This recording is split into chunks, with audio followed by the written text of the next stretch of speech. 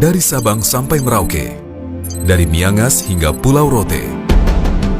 Itulah Negara Kesatuan Republik Indonesia, yang di dalamnya menyimpan begitu besar potensi sumber daya yang dapat dimanfaatkan untuk kesejahteraan bangsa.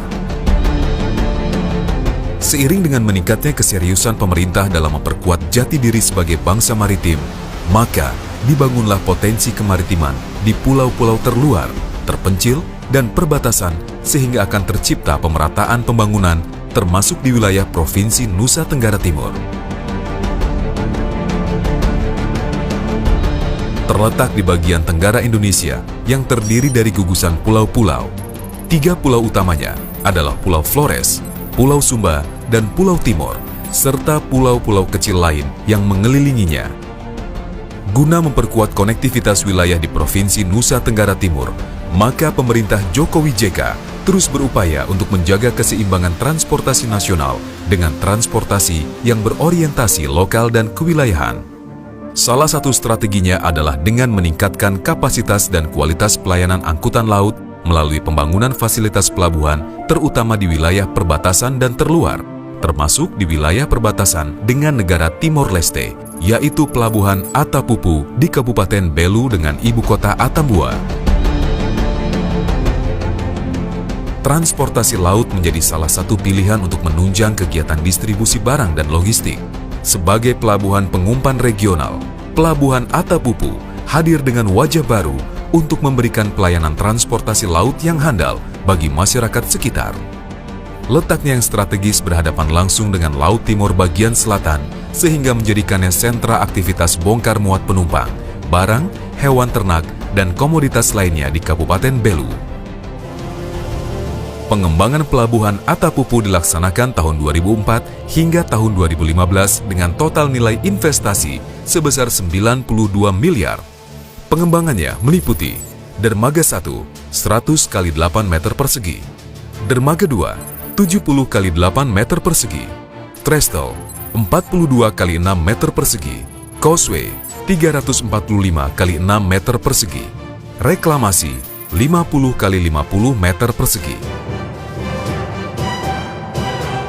Sementara dari sisi darat, pelabuhan ini telah dilengkapi dengan fasilitas yang dikembangkan sesuai dengan kebutuhan, di antaranya terminal penumpang, kantor 100 meter persegi, gudang 800 meter persegi, lapangan penumpukan 67.372 meter persegi, dan fasilitas penunjang lain untuk mendukung aktivitas di pelabuhan. Dengan kedalaman minus 7 mlws, maka pelabuhan ini dapat mengakomodasi kapal dengan ukuran hingga 3.000 DWT. Tak hanya itu, Pelabuhan Atapupu juga menjadi prasarana pelayaran perintis yang disinggahi oleh 2 trayek kapal perintis yang berasal dari Pelabuhan Pangkal Kupang dan Maumere. Dengan hadirnya pelayanan perintis yang menghubungkan antar pulau, maka akan membuka aksesibilitas untuk menunjang pertumbuhan dan perkembangan ekonomi di daerah tersebut.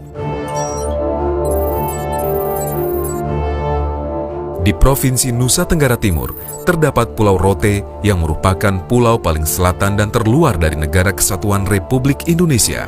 Untuk menunjang mobilisasi arus penumpang dan barang, maka dikembangkanlah Pelabuhan Papela dan Pelabuhan Baa sebagai pelabuhan pengumpan lokal untuk masyarakat di Kabupaten Rotendao, yang wilayahnya juga dilalui oleh kapal tol laut yang mengangkut muatan berupa barang-barang kebutuhan pokok dan barang strategis lain, yang dioperasikan oleh kapal Pelni dengan trayek T3 dengan rute Tanjung Perak, Larantuka, Lewoleba, Rote, Sabu, Waingapu, Sabu, Rote, Lewoleba, Larantuka, Tanjung Perak.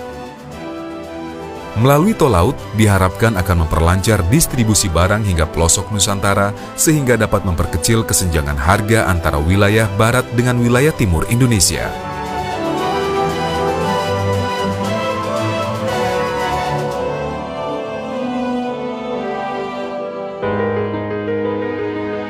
Di Kabupaten Manggarai, terdapat 2 pelabuhan yang telah dibangun, yaitu Pelabuhan Reo,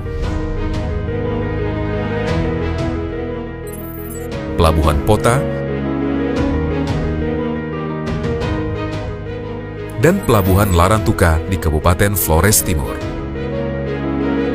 Di samping itu juga telah dibangun 3 pelabuhan penyeberangan di Provinsi Nusa Tenggara Timur, yaitu Pelabuhan Penyeberangan Kawah Pante, Pelabuhan Penyeberangan Pamana,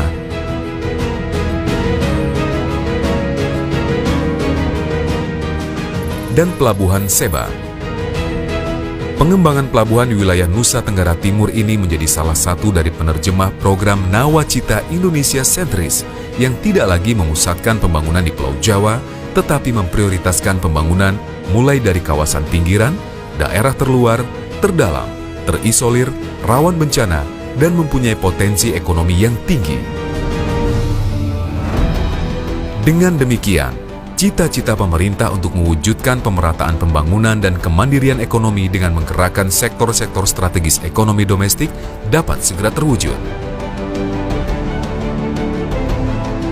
Menghadirkan negara demi segenap bangsa, merangkai, menyatukan Indonesia, serta memanfaatkan Laut NKRI untuk kesejahteraan bangsa.